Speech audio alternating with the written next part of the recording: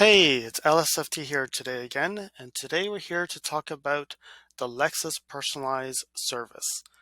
So, when I brought my car into the dealership for the first month inspection, so this is the first month inspection service, as part of the 1500 kilometers or first month, or I think in the US it's 1000 miles. So, part of the service includes something called personalization. So, you see here, it's personalization was included. So I asked the service advisor, what can I personalize? And this was not the first Lexus I've had, so I knew what there were some personalizations that we could do, and I've previously done it to my first generation NX. So the service advisor looks up in his computer and couldn't find any information that is related to the second generation NX. So he ended up printing an older version of the NX300H document and said, review it and see if there's anything that you can customize. Okay, so as part of my 1500 kilometer inspection video, I made a note that I made two changes to it. One was to change the number of flashes for the signal when I tap it. I changed it from 3 to 7 and also changed the sound of the signal from medium to soft. So right now I assume that many of the dealers do not have an official list of what you can personalize. So what I did was I used an app called Carista to pull a list of all the items that can be personalized using an OBD2 adapter. So I'm going to put a disclaimer here as like this is something that is not supported by Lexus, and but it is an application that could be used to do your personalizations even after your initial personalization is complete. Lexus does charge extra for when you actually do you want more personalizations change after your first personalization has been done.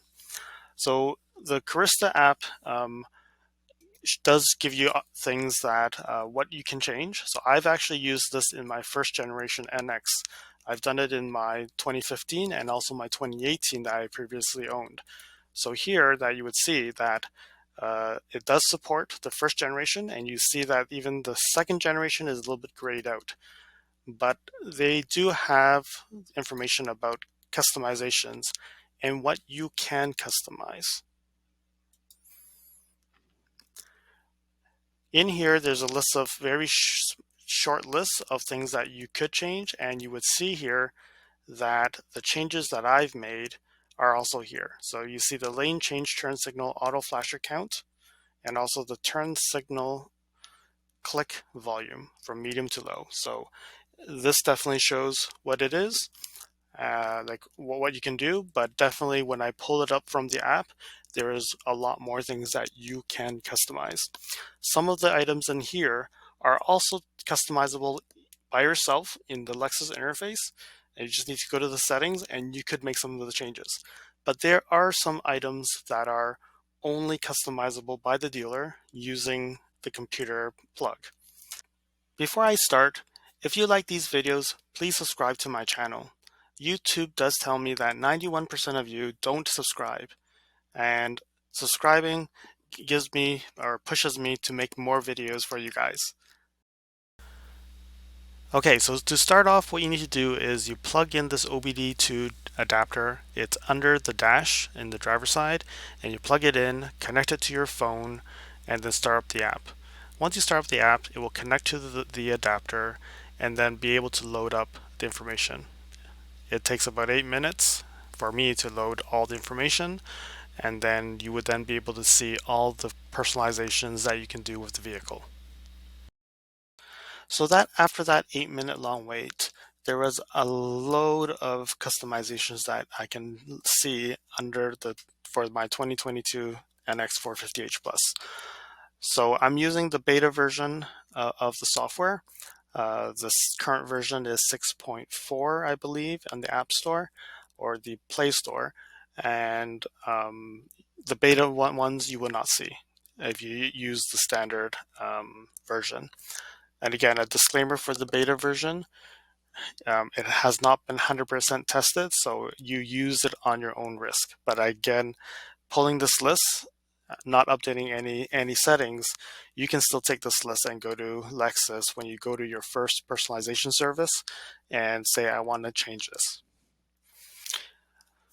Okay, so I'm just going to go through this. There's 23 pages, which I think is a long list to go through, which I would not go through in this video. I will provide a link in the description so that you can download the PDF yourself and then be able to review it and then meet with your service advisor and hopefully get your personalizations where available. Okay, so again, under beta only, there are some things that you can change, like warn that the doors open when the headlights are on. So it's on as default. You can see like the remote low battery warning, it's enabled. You can disable it. Things like auto turn on S-flow mode when the ignition is turned on. By default, it's no, you can turn that on. And there's a lot you can change. Some of these are available in the Lexus interface, so you can actually change some of these in those settings and don't need to go into this to change. So I don't know about the speaker volume. What is the max? The default is 11, but there looks like there is room to go higher. So that's why I said 14 question mark. And then there's like changes in the heads-up display. You can make it look different, the distortion and all those things that can be changed. Some of these thresholds could be changed on the site itself already, like the infotainment itself.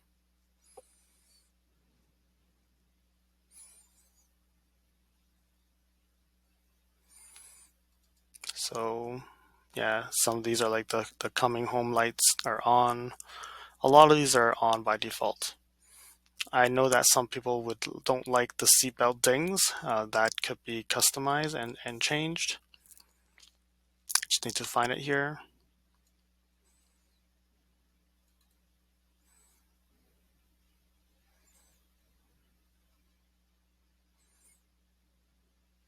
So some people who like to actually keep their moonroof or the sunroof open, even when the door's locked, and right now it reminds you, you can turn it off so that you don't get those beeps.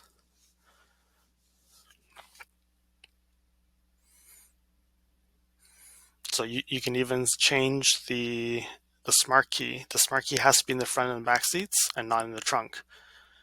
So they have a setting here. By default, it's anywhere in the vehicle. You can change the side mirrors, the power folding ones. Right now, when you lock the doors, it will fold, or you can actually do it with the ignition. So when you turn off the car, it actually automatically folds already. Interesting.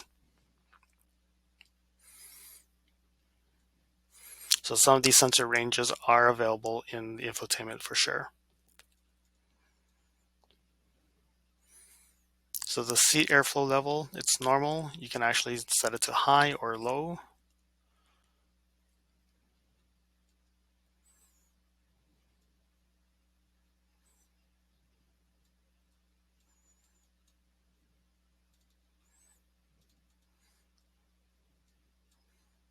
So you see the wiper voice control is enabled. So when you say, hey Lexus, if this is disabled, it will not work.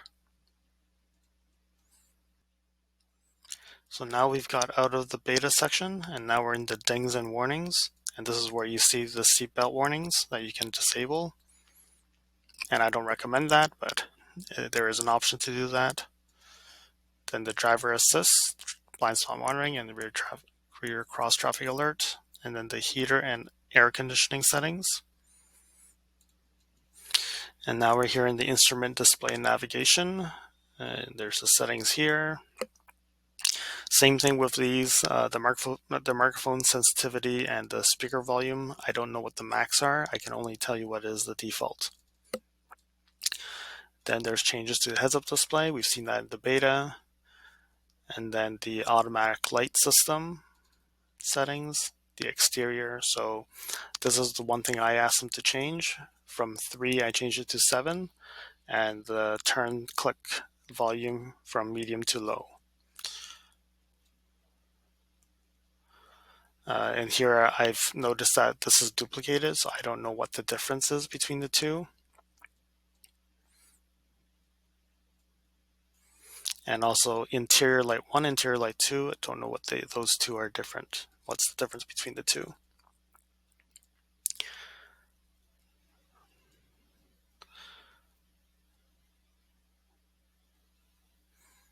Okay, one of these things like turning of the key, it's awful to use the key in this car, so most likely these are going to be a little bit hard to use.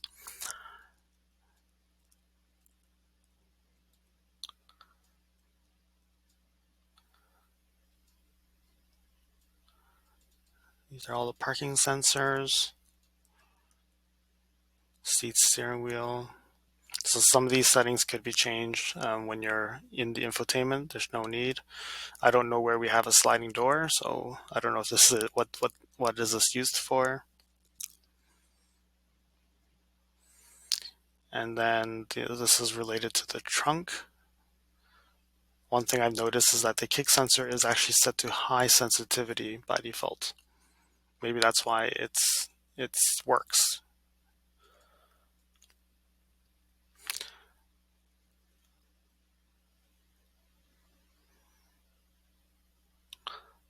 Okay. So opening the sunroof with the remote action. Open windows by holding the key. Lock is off by default. So I do recommend this is something that we could consider turning on. So when it's hot in the summer, you can hold onto the lock key and it will open all the windows as you approach the car so that it releases all the hot air before you get in. Although you could do a remote start and have the air conditioning turned on already, so there's no need to do that, but that is one option. So going down this list, there's also like the wiper, which we talked about, but also like seat position voice control. Don't know what that means, but it's an option. And then I had a video talking about the auto-enabled rear wiper. You can actually disable that using the settings. And then remote start engine, yes or no. And that's it. I hope you enjoyed this video. Remember to comment, like, share, and most importantly, subscribe. You can also press that bell icon to get alerted when new videos are out. Thanks for watching, and I'll see you again next time. Cheers.